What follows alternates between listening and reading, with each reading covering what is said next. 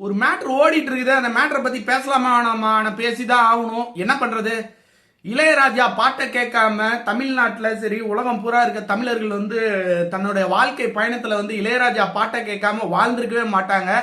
இளையராஜா வந்து பாத்தீங்க அப்படின்னா நம்ம கூடயே இருக்காருன்னே சொல்லலாம்.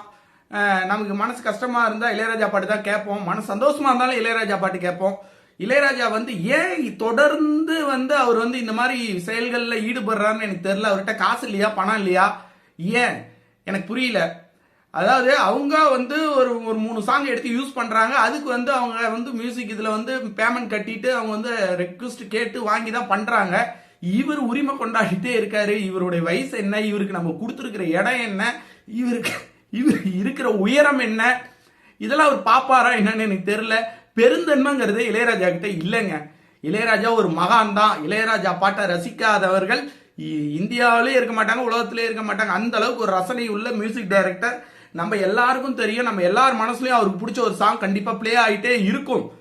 இருந்தாலும் இந்த மாதிரி செயல்கள்லாம் அவருக்கு தேவையே இல்லைன்னு நான் நினைக்கிறேன். ஏன்னா அவர் வேற லெவல்ல இருக்காரு. நம்மளா நினைச்சிட்டு இருக்கோம். ஆனா இந்த மாதிரி சின்ன சின்ன விஷயங்களுக்கு ஒவ்வொரு படத்துலயும் போன தடவை கூலிக்கு பேசினாரு, இந்த குட் பேட் அட்லீக் பேசுறாரு. இவ்வளவு பெரிய படம் எடுக்கிறாங்க. இதுக்கு வந்து மியூசிக் ரைட்ஸ் வாங்காமையா வந்து படம் எடுக்குப்பாங்க? கொஞ்சம் யோசிச்சு பாருங்க. அவங்க எங்க வாங்கணுமோ அங்க எடுத்திருக்காங்க. மன்னிப்பு கேட்க முடியாது. கோர்ட்டுக்கு போகணுமா, போய்க்கோ, உனக்கு என்ன வேணுமோ கோர்ட்ல வந்து பேசிக்கலாம், கோர்ட்ல சொல்லுவாங்க. நீங்க ஒன்றும் வந்து அவருக்கு எந்த விதமான நஷ்ட ஈடு கொடுக்க வேணாம்னு கோர்ட்டு சொல்லும்.